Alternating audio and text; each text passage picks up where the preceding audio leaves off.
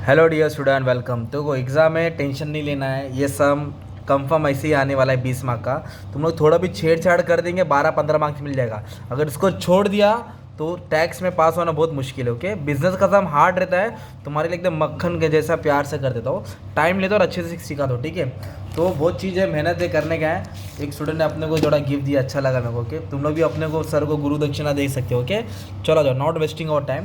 देखो, income from business में ना आपको सबसे पहले 2 पेज में फॉरवर्ड बनाना है, left page right page. Okay, left और राइट पेज पे फॉरवर्ड बना देंगे। तो ये जो रेड कलर का वो मेन यूर है, पहले लिखेंगे इनकम फ्रॉम बिजनेस, आधा पेज छोड़ देना, आधा पेज, हाँ आधा। फिर इनकम फ्रॉम अदर सोर्स, क्या आएगा, इनकम फ्रॉम अदर सोर्स। फिर टोटल इनकम आएगा ए बी सी। फिर डी लिखेंगे डिडक्शन अंडर चैप्टर 6 थे। फिर लास्ट में आएगा नेट टैक्सेबल इनकम। ये हो गया फॉर्मेट। और इधर नामकरण करना पड़ता है ना हर सब में, कौन है, अंश मोरे, प्रीवियस ईयर डाल दो, असेसमेंट ईयर डाल दो, इंडिविजुअल डाल दो। ये शगुन है, लिखना ही पड़ता है, इसका मार्क्स मिलेगा, राइट। जब भी बिजनेस का सम आएगा कैसे मालूम पड़ेगा, बिजनेस का सम है, प्रॉफिट एंड लॉस दिया रहेगा और ये एडजस्टमेंट दिया, ठीक है।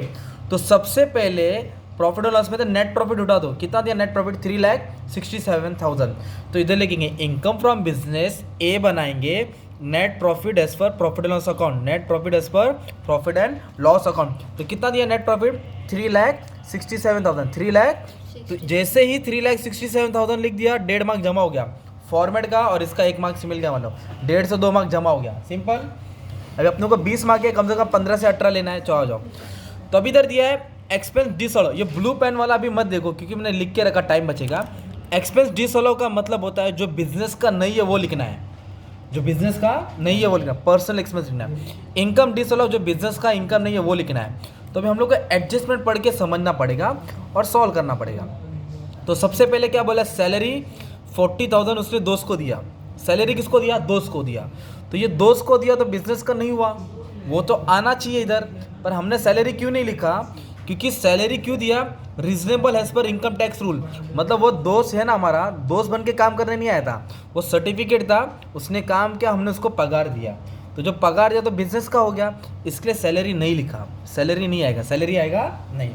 फिर से समझाता हूँ, सेकेंड वाला डेप्रिसिएशन है, समझा दो, ठीक है, टेंशन नहीं लो। अभी देखो थर्ड से पूरा समझ में आएगा। रेंट 60,000 बिजनेस का होता है, रेंट कितना दिया है, 60,000। तो 60,000 बिजनेस का है ना। तो इधर क्या बोला, half of the rent is toward residential flat. जो आधा रेंट का पैसा है वो घर के लिए इस्तेमाल किया। रेसिडेंशियल मतलब घर हो गया ना, तो जब घर हो गया तो घर का पैसा एक्सपेंस डिसअलाउ में आएगा। तो इधर लिखेंगे रेंट, कितना परसेंट आएगा, 50%। तो रेंट का अमाउंट कितना दिया है, 60,000।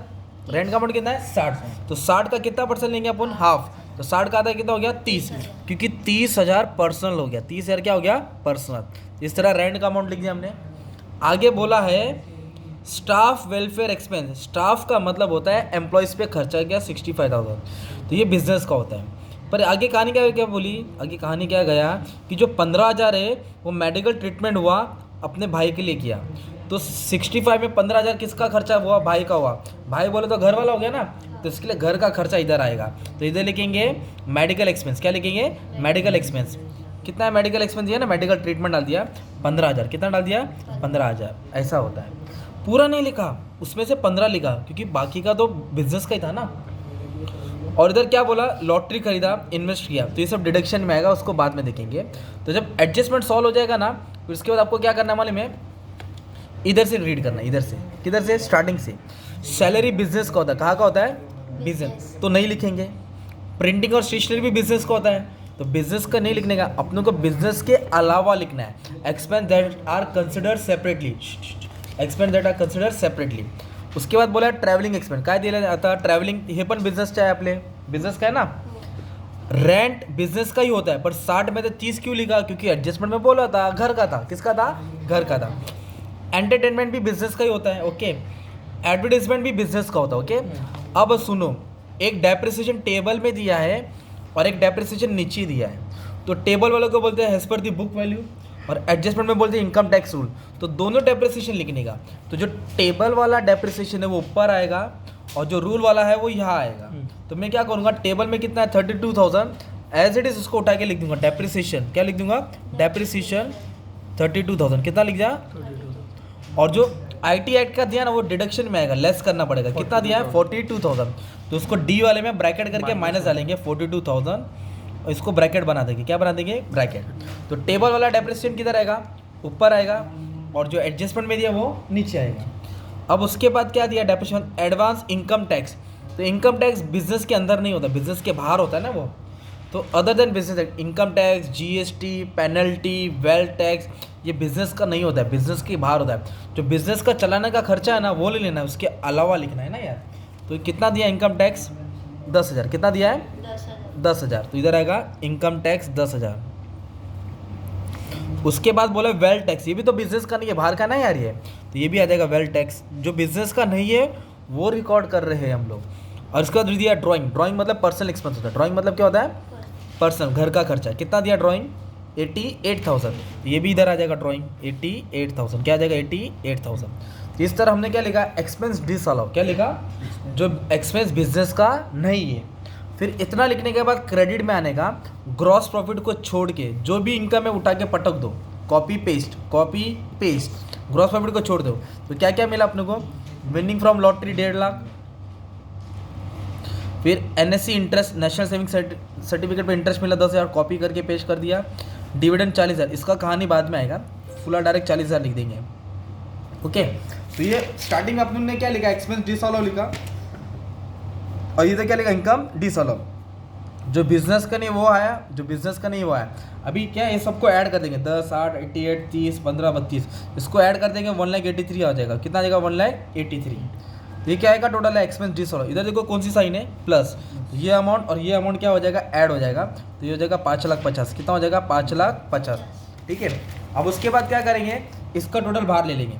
ये हो गया 1,60,000, 2 लाख, कितना हो गया ये, 2 लाख। 2 लाख का क्या देखो क्या माइनस ना, तो 5,50,000 से 2 लाख माइनस करेंगे, 3,50,000 हो जाएगा। उसमें तो 42 क्या करेंगे, माइनस करेंगे, मतलब ये टोटल से दोनों क्या करेंगे, माइनस करेंगे। तो आपको मिलेगा 3,08,000, क्या मिलेगा, 3,08,000। ये 3,08,000 क्या हुआ, आपका इनकम फ्रॉम बिजनेस हुआ, क्या हुआ।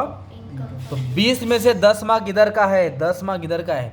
तो हमने क्या किया, income from business, net profit लिखा, जो बिजनेस का एक्सपेंस नहीं था वो लिखा, जो बिजनेस का इनकम नहीं था वो लिखा, आईटी वाला डेप्रिसिएशन, इनकम टैक्स रूल नीचे लिखा, टेबल वाला ऊपर लिखा, पर्सनल एक्सपेंस ऊपर लिखा, बिजनेस का नहीं था उधर लिखा। इसको इधर डाला, ये और ये ऐड होके ये आता है, ये टोटल किया इधर, इन दोनों को ये माइनस होएगा और ये भी क्या होएगा, माइनस। तो ये जो अमाउंट आया ना, इसको बोलेंगे इनकम फ्रॉम बिजनेस, क्या बोलेंगे, बिजनेस है, राइट। अब आगे कहानी क्या गई, इनकम फ्रॉम अदर सोर्स, क्या गई, इनकम फ्रॉम अदर सोर्स। तो अदर सोर्स के लिए क्या करने का है, ये तीनों नाम फिर से लिखेंगे। अभी तीनों नाम फिर से लिखने का, ये दिख रहा है तीनों नाम, ये तीनों नाम वापस से लिखेंगे। पहला पैसा कहाँ से है, विनिंग लॉटरी, ये विनिंग फ्रॉम लॉटरी है, ये सेम ऐसे लिखो। एनएससी क्या लिखो, एनएससी इंटरेस्ट, और एक है डिविडेंड, क्या है, डिविडेंड। ये तीनों नाम फिर से लिखने का, तीनों नाम फिर से लिखने का।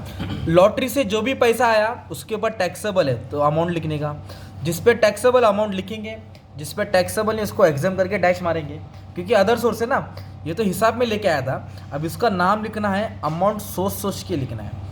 एनएससी इंटरेस्ट ये भी टैक्सेबल है, ये भी क्या है, टैक्सेबल है।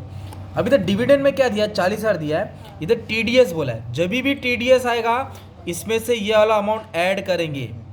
टीडीएस आएगा ये और ये क्या करेंगे, ऐड, मतलब 40,000 से 2,000 माइनस हुआ था, तो इधर लिखेंगे डिविडेंड 42,000, क्या लिखेंगे 42,000। और तीनों भी टैक्सेबल है, तीनों भी क्या है, टैक्सेबल है। गिफ्ट आता तो माफ होता, गवर्नमेंट से अवार्ड होता तो माफ होता ना, प्रॉफिट फ्रॉम शेयर पार्टनरशिप तो माफ होता, एग्जाम्प्ट होता, पर तीनों भी अमाउंट क्या है, टैक्सेबल है। तीनों भी अमाउंट क्या है, टैक्सेबल है।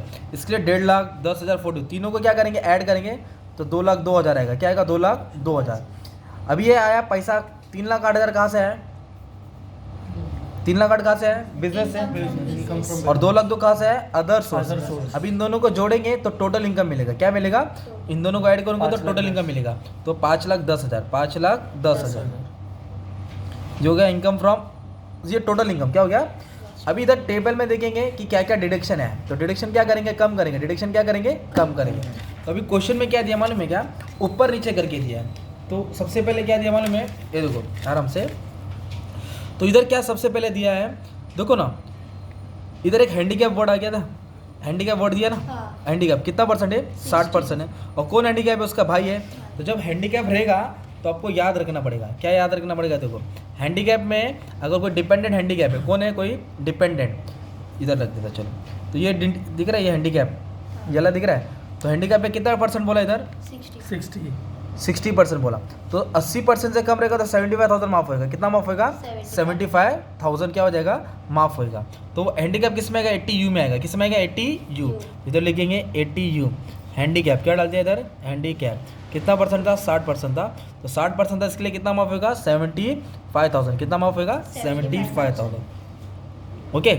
फिर इसके बाद इधर क्या बोला है? उसने 45,000 डाला पेंशन फंड में डाला। किधर डाला? देखो ना, 45,000 किधर डाला? Pension fund, LIC। तो जो पेंशन फंड होता है ना वो 80CCC में आता है। देखो इधर लिखा है प्रीमियम फॉर पेंशन प्लान, तो 80CCC में आएगा पेंशन फंड।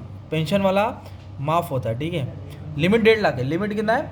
अच्छा कितना दिया इधर? देखो ना इधर वर्ड बोला ना, स्पेंड, इन्वेस्टेड। तो डिडक्शन में spend, invested, deposited, contributed deduction आता है ना यार। तो पेंशन फंड है ना वो डिडक्शन आएगा। कितना आएगा? 45,000 डाला। तो पेंशन वाला फंड किस में आता है? 80CCC ऑब्जेक्टिव में आएगा, याद कर लेना है ना। ओके। और एक डिडक्शन इधर अभी और एक डिडक्शन है। कौन सा डिडक्शन वाले में? तो NSC पे इंटरेस्ट मिला ना 10,000। कितना मिला? 10,000। वो 80C में आता है। किस में आता है? 80C में। तो 80C में NSC का इंटरेस्ट डिडक्शन आता है 80C में। तो इधर लिखेंगे NSC इंटरेस्ट। इंटरेस्ट कितना मिला था उसको? 10,000। मतलब इनकम भी है, डिडक्शन में भी है। इनकम में भी और डिडक्शन में भी है। तो क्या मालूम पड़ने का था? अभी जिसने बच्चे ने पढ़ा है 3 महीना तो उसको समझ गया है। अब जो आज ही बुक खोला तो उसको थोड़ा डाउट जाएगा। तो याद रखो, जो पेड होता है, इन्वेस्टेड रहता है, डिडक्शन में रहता है। अगर ये मान लो नाम नहीं याद है तो आप लिखो अंडर सेक्शन लिखो 80 लिखो, ऐसा कुछ भी बना दो, साइन बता दो, टीचर नहीं चेक करेगी। 80 तो लिख दो ऐसा, है ना। अब ये टोटल क्या कर देंगे? बाहर डाल देंगे। टोटल बाहर डाल के क्या कर देंगे? अपने को सॉल्व करके आंसर लिख देंगे, राइट। 45 10 ये हो जाएगा 1,30,000। क्या हो जाएगा ये? 1,30,000। क्या का 1,30,000 है? डिडक्शन का है। किसका है?